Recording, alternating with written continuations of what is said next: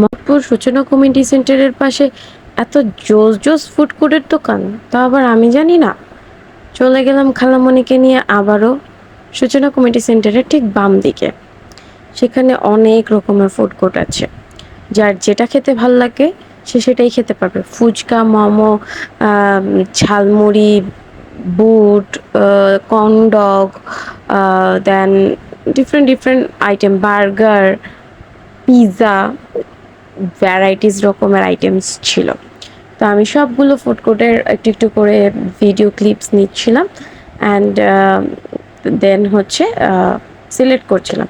তা আমার কাছে ফ্রাইড মোমোটা অনেক লোভনীয় লাগছিল। যাই হোক, তো তারপর এই তো আমি সবগুলোর পাশাপাশি মেনুগুলো হচ্ছে দেখানোর ট্রাই করছিলাম ভিডিওর মধ্যে, কারণ মেনুতে অনেকের সুবিধা হবে বুঝতে যে এখানে কি কি আইটেমস অ্যান্ড কত প্রাইসের মধ্যে পাওয়া যায়। খুবই রিজনেবল প্রাইসের মধ্যে, স্টুডেন্ট বাজেট ফ্রেন্ডলি, তো হচ্ছে সবাই খেতে পারবো। আচ্ছা, ভালো কথা, এখানে পানিপুরিও ছিল।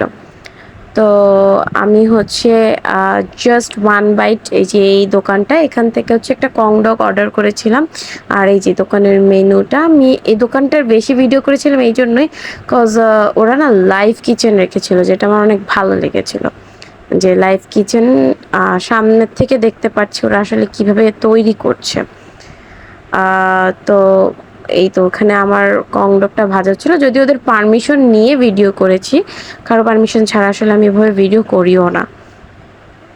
তো এই ছিল হচ্ছে এই দোকানটার মেনু। দেন এই মহিলার তো খিদায় শেষ, কখন খাবার আসবে।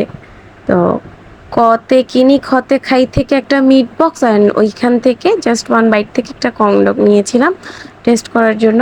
প্রাইস অনুপাতে হ্যাঁ ঠিক আছে, এভারেজ যতটুকু কোয়ান্টিটি দিয়েছে ঠিক আছে, পারফেক্ট ছিল অ্যান্ড টেস্টও মজার ছিল। এই ছিল জাস্ট ওয়ান বাইটের কংডকটা। বেশি ঢং করতে গিয়ে একদম। পরে পিৎজা অ্যান্ড পাস্তাবার থেকে হচ্ছে একটা পিৎজা বাসা সবার জন্য অর্ডার করে নিয়ে গেছিলাম। পিৎজাটা প্রাইস অনুপাতে মজা ছিল অ্যান্ড সসেসের পরিমাণ, মিটের পরিমাণও ভালো ছিল আলহামদুলিল্লাহ। তো এই ছিল আজকের ব্লগটা। Tata, bye bye.